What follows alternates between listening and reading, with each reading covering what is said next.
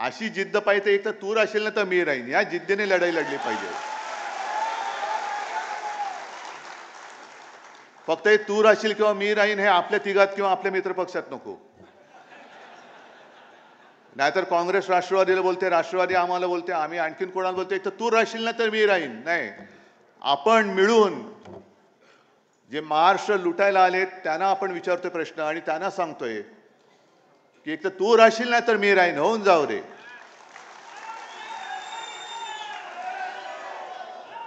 आता या सगळ्या आघाड्या वगैरे सगळ्या होत्यात, आपली तर पहिल्यापासून आहेच. सरकारला आता जाग आली की आपण काहीतरी केलं पाहिजे.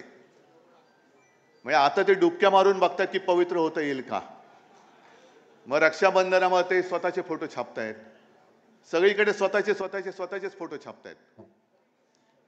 तुम्हाला जे काय आज मी बोलवलेलं आहे, आम्ही सगळ्यांनी बोलवलेलं आहे, पुढच्या ज्या काही गोष्टी करायच्या त्या तुम्हाला करायच्या आहेत. आम्ही तर आहोतच. पहिल्या प्रथम आपण सर्वांनी एक शपथ घेतली पाहिजे की कोणत्याही परिस्थितीत मी किंवा महाराष्ट्राचं हित, माझ्यापेक्षा महाराष्ट्राचं हित आम्ही जपू. मला उमेदवारी मिळाली नाही मिळाली तरी चालेल, पण यांना खाली खेचू. आणि साहजिकच आहे, आपल्यात काड्या घालणारी लोक आहेत, युतीमध्ये बसलेत. त्यांच्या मुख्यमंत्री पदाचा चेहरा कोण? उद्धव ठाकरे होणार का आणखीन कोण होणार? मी आज सगळ्यांसमोर स्वच्छ सांगतो की पृथ्वीराजजी तुम्ही आलात, पवारसाहेब तुम्ही आलात, तुम्ही आत्ता तुमच्यापैकी कोणाच्याही मुख्यमंत्री पदाचा जाहीर करा. उद्धव ठाकरेचा त्याला पाठिंबा असेल, या जाहीर करा. कारण मुळामध्ये मी माझ्यासाठी लढतो ही भावना माझ्यात नाहीये. ज्या क्षणी मी मुख्यमंत्रीपद सोडलं ते पुन्हा जे काही लढतोय मी माझ्या स्वार्थासाठी नाही लढत, माझ्या महाराष्ट्राच्या स्वार्थासाठी लढतोय. आणि आजपर्यंत कोणाची हिंमत झाली नव्हती, ती यापुढे सुद्धा होणार नाही. महाराष्ट्राला झोकवण्याची जो हिंमत करतो त्याला आम्ही गाडून टाकतो. ह्या इतिहासाची पुनरावृत्ती आम्हाला करायची, गाडून टाकू आम्ही त्याला. त्याच्यामुळे हे जे काय चाललंय, मुख्यमंत्री कोण होणार तर आत्ता जाहीर करा, या सगळ्यांच्या समोर जाहीर करा. आणि मी तुम्हाला पाठिंबा देतो की नाही ते होऊ द्या, सगळे चॅनेलवाले करून टाका जाहीर. मुख्यमंत्री कोण होणार आम्ही बघू, काय करायचं ते आम्ही नाही. पण आणखीन पुढचा धोका सांगतो. जो अनुभव आम्ही भाजपच्या युतीत घेतलेला आहे, त्या अनुभवाची पुनरावृत्ती नकोय मला. आम्ही 20 वर्ष, 25 वर्ष, 30 वर्ष सेना भाजप युती, मग जागा वाटप व्हायचा, मग अशाच बैठका व्हायच्या आणि त्या बैठकांमध्ये जाहीर केलं जायचं की ज्याच्या जागा जास्त येतील त्याचा मुख्यमंत्री. आणि हेच धोरण हे आम्ही एकमेकाच्या पायावरती धोंडे पाडण्यात टाकायचो.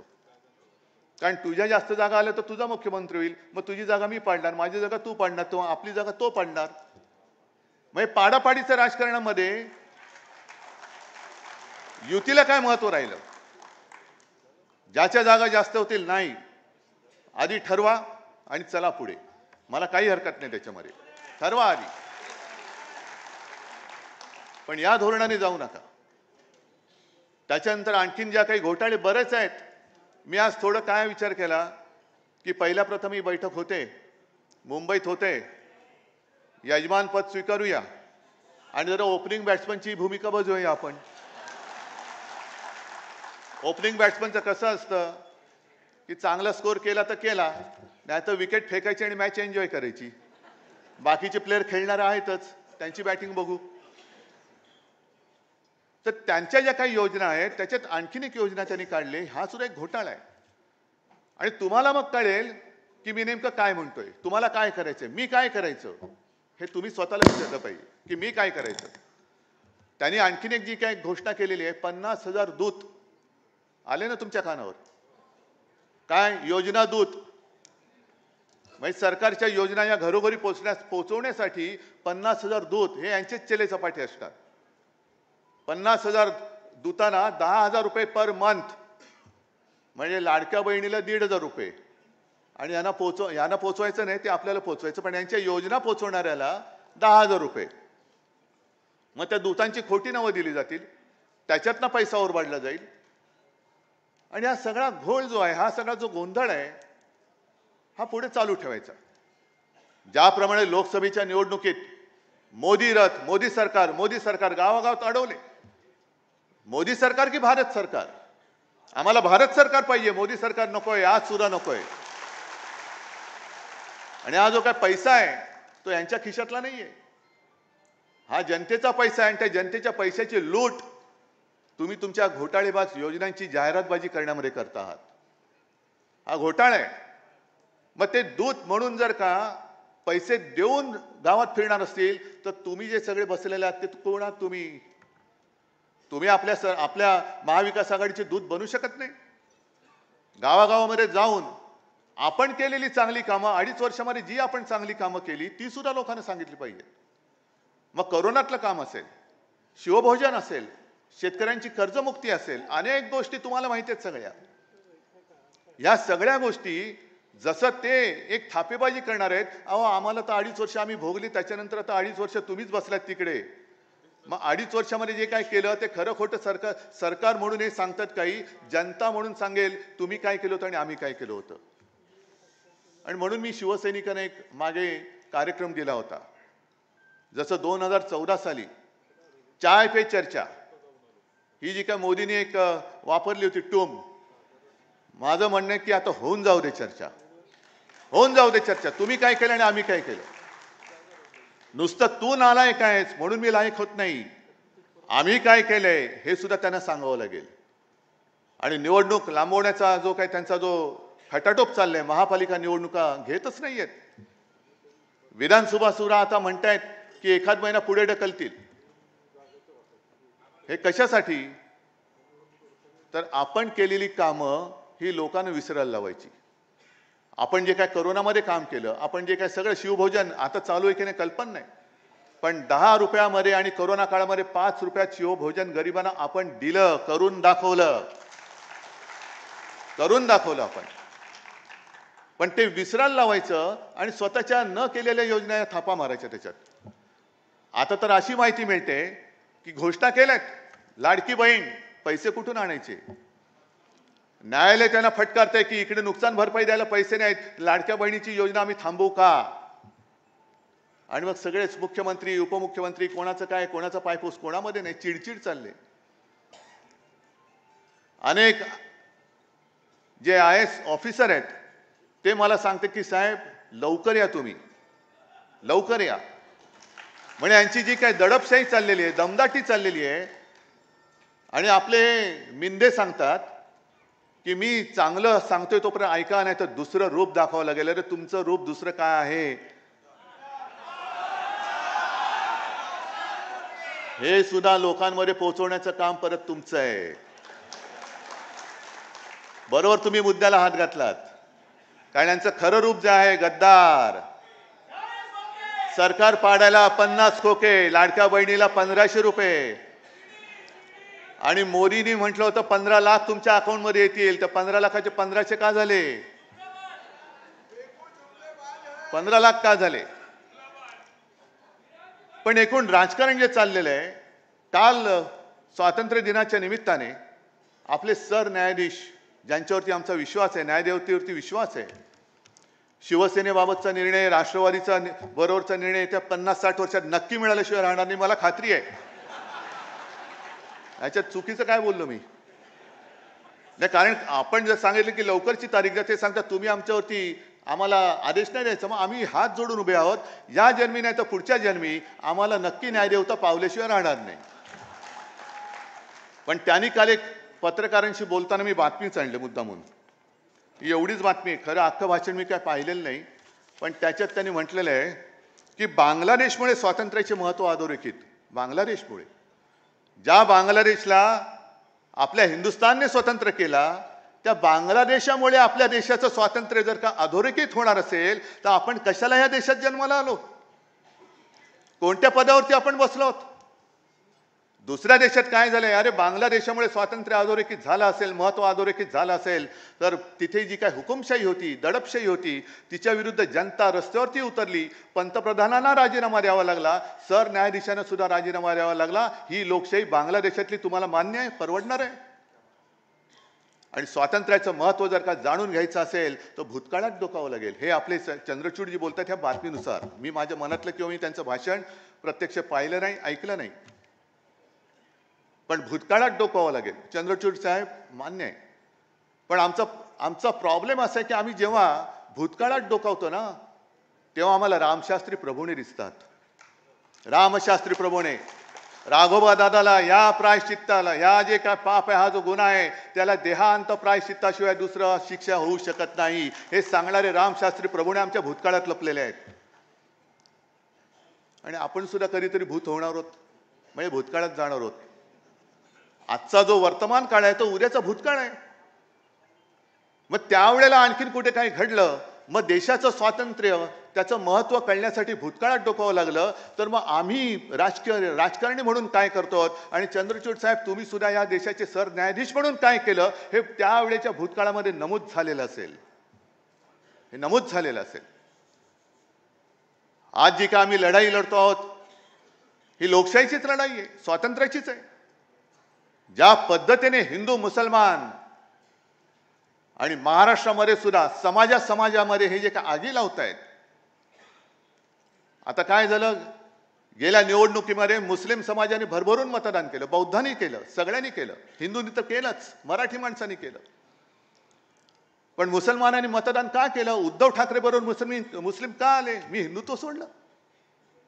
पण करोना काळामध्ये जे काय आपल्या सरकारने काम केलं, हे नालायक आपले महायुतीतले आपले विरोधक, जे आपणच त्यांना मोठं केलं, ते विसरले. पण ज्यांना आपण वाचवलं ते मुस्लिम असो, बौद्ध असो, ते नाही विसरू शकले. सीए एनआरसीच्या वेळेला सुद्धा जे काम आपण केलं, एक भयभीत वातावरण झालं होतं सगळं. आता काय करणार, इथल्या लोकांना हाकलून देणार. मी महाविकास आघाडीच्या तर्फे मुख्यमंत्री म्हणून सगळ्यांना सांगितलं होतं की मी एक सुद्धा असं पाऊल केंद्राला उचलायला देणार नाही. जे या देशाचे नागरिक आहेत आणि जे देशावरती प्रेम करतात त्यांना मी इथून जाऊ देणार नाही. म्हणून मुस्लिम आमच्या सोबत आले. काल मोदीजी तुम्ही जे बोललात की सेक्युलर संविधान, सेक्युलर नागरिक संहिता, म्हणजे तुम्ही काय हिंदुत्व सोडलं? हिंदुत्व न मानणाऱ्या चंद्रबाबूच्या मांडीला मांडी लावून तुम्ही बसलात, नितीश बरोबर बसलात, मग तुम्ही हिंदुत्व नाही सोडलं?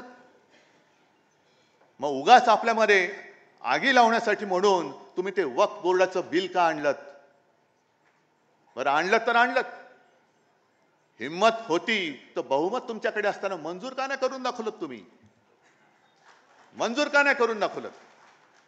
नोटबंदी तुम्ही आम्हाला विचारून केली होती, आम्ही तुमच्या सोबत होतो. पण सगळे मंत्री, कॅबिनेट मंत्री असं म्हटलं जातं की त्यांना लॉक करून मोदी बाबा एकटे टीव्हीवरती गेले आणि आज रात 12 बजे, लोकांना वाटलं 12 बजे काय होणार देव जाणे, नोटबंदी. मग आज बहुमत तुमच्याकडे असताना हे विधेयक मांडण्याचं नाटक, हे थेर का केलं तुम्ही? शिवसेनेचे खासदार उपस्थित नव्हते. अरे नव्हते, कारण मी स्वतः दिल्लीत होतो, माझे सगळे खासदार माझ्यासोबत होते. आणि त्या बिलावरती चर्चा करण्याचं जर ठरवलं असतं तर माझे जे खासदार आहेत ते येऊन बोलले असते, काय बोलायचे असते ते. पण तुम्ही वक्फ बोर्डाची जमीन जर ढापून तुमच्या उद्योगपतींच्या घशात घालणार असाल, जसं तुम्ही आमच्या हिंदू संस्थानांच्या मंदिराच्या जमिनी लाटताय, लुटतायत आणि तुमच्या लाडक्या कॉन्ट्रॅक्टरला देत आहात. महाराष्ट्रामध्ये सुद्धा देवाची, संस्थानाची, मंदिराची जमीन किती राजकारण्यांनी ढापले त्याची यादी काढा. मराठवाड्यामध्ये किती ढापलेली आहे, बीडमध्ये किती केलेली आहे. लावा ना एकदा तो काय प्रश्न आहे तो धसाच लावा. कोणी केले ती जमीन ढापले? बीडमध्ये तर केस सुरू आहे. अरे वक्फ बोर्ड तर बाजूला ठेवा, माझ्या मंदिराची जमीन चोरली जाते आणि त्याच्यावरती तुमचे मित्र येऊन बांधकाम करणार असतील तर आज मी जाहीर करतो, वक्फ असो किंवा हिंदू संस्थान असेल किंवा कोणत्याही धर्माच्या जागा असतील, आम्ही वेळवाकडं काही त्याच्यामध्ये होऊ देणार नाही, अजिबात नाही होऊ देणार. अयोध्येमध्ये तुम्ही जे काही केलं, कार सेवकांनी बलिदान केलं, कोणासाठी केलं? लोढासाठी केलं, अदानीसाठी केलं, रामदेव बाबासाठी केलं, श्री रविशंकरसाठी केलं. कितीतरी लाखो कारसेवक तिकडे गेले, बलिदान झालं त्यांचं, मार खाल्ला, काही अपंग झाले, आणि मग राम मंदिर उभं राहिलं. एक तर तुम्ही बांधलं ते सुद्धा गळतं. आमच्या हातामध्ये घंटा. आणि अयोध्येमधली जमीन कोणत्या दराने त्या ट्रस्टने विकत घेतली आणि त्याच्यावरती ती कोणाला दिली ह्याच्यावरती सुद्धा जेपीसी लावा. हा विषय फक्त वक्फ बोर्डचा नाहीये, हा माझ्या मंदिरांचा सुद्धा आहे. आमचे शंकराचार्य जे बोलतात की केदारनाथ मधलं 200-250 किलो सोनं गायब झालं, लावा त्याची सुद्धा चौकशी लावा. त्या तिकडे कोणी चोरलं आणि पितळ्याचं कोणी तिकडे मुलामा दिला, हे सुद्धा पितळ उघडं पडलंच पाहिजे. पण सगळं चांगलं चाललेलं आहे. आणि आता भाजपचं काय खरं नाही, कारण मोदींची गॅरंटी चालत नाही म्हटल्यानंतर तुम्ही उद्धव ठाकरेला जर का अडचणीत आणण्यासाठी हे प्रश्न विचारत असाल तर इथली जनता काही ही दूधखुळी नाहीये की तुम्ही म्हणाल ते ऐकाल. म्हणून माझं म्हणणे की आजच निवडणुका घेऊन दाखवा. तुम्ही आजच घेऊन दाखवा. आणि मग जसं वक्फ बोर्डाचं तुम्ही बिल आणलं, मी आज जाहीर त्यांना प्रश्न विचारतोय. महाराष्ट्रामध्ये तुम्ही समाजामध्ये जी काही आग लावलेली आहात, मराठा, ओबीसी, धनगर, मी तर स्वच्छ भूमिका मांडलेली आहे. मला वाटतं पवार साहेब तुम्ही सुद्धा मांडलेली आहे, काँग्रेसने सुद्धा मांडलेली आहे. मर्यादा वाढवण्याचा हक्क, अधिकार हा राज्य सरकारला नाही आहे. बिहारने वाढवलेली मर्यादा ही कोर्टाने उडवून लावली. हा अधिकार जो आहे तो फक्त आणि फक्त लोकसभेचा आहे. अन्यथा राष्ट्रपती हे करू शकतात. सर्वोच्च न्यायालयाचा अहवाल घेऊन, त्यांचा सल्ला घेऊन आरक्षणाची मर्यादा वाढवू शकतात. बरोबर ना पृथ्वीराजजी? मग मराठा आरक्षणाचं बिल लोकसभेमध्ये आणा, मर्यादा वाढवा, ओबीसीचं आरक्षण तसंच ठेवा, धनगरांना द्या, सगळ्यांना द्या. आज आम्ही सगळे महाविकास आघाडी त्याला पाठिंबा देतो. आणा आरक्षणाच्या मर्यादा वाढवण्याचं बिल आणा.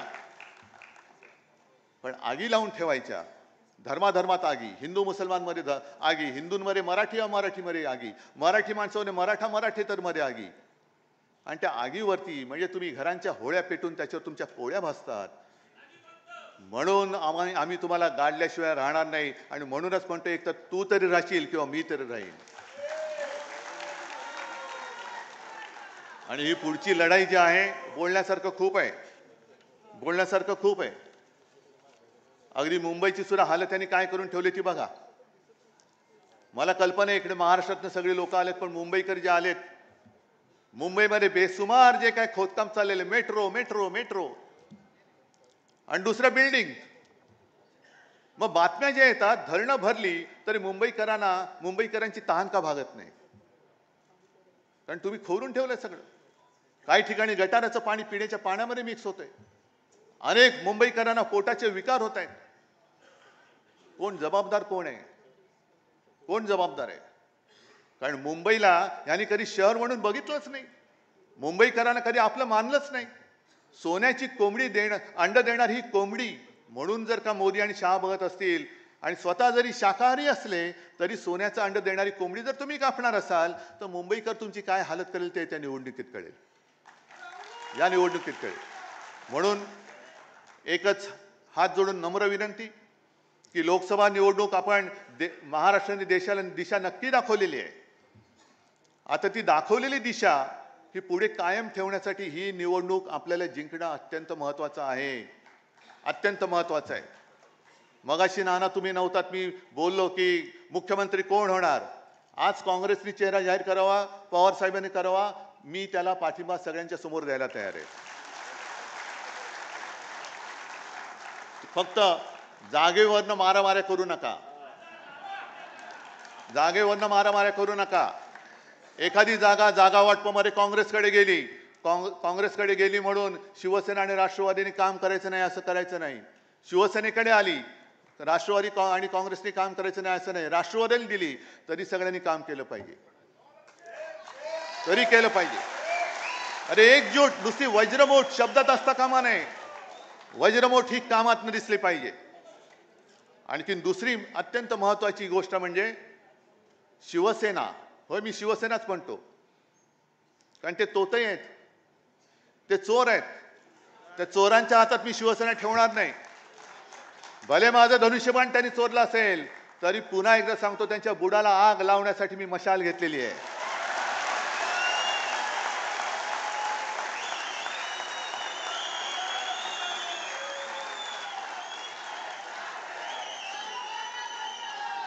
लोकसभेच्या वेळेला मशालीचा प्रचार करायला जरा वेळ कमी मिळाला, त्याच्यानंतर पवार साहेबांचा सुद्धा पक्ष चोरला, चिन्ह चोरलं, तरी सुद्धा आपण यश मिळवलं. काँग्रेसच्या नशिबाने काँग्रेसचा हात त्याच्या सोबत आहे.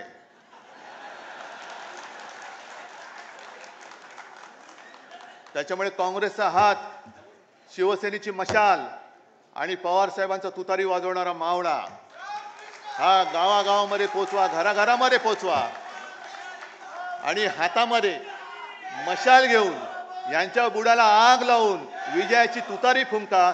जय हिंद, जय महाराष्ट्र. धन्यवाद उद्धव साहेब. आपल्या या मार्गदर्शनानंतर मी या ठिकाणी आपल्या सर्वांच्या समोर विचार व्यक्त करण्यासाठी राष्ट्रवादी काँग्रेस पक्ष शरद पवार साहेब पक्षाचे आदरणीय जयंतराव पाटील यांना विनंती करतो की त्यांनी आपले विचार व्यक्त करावे.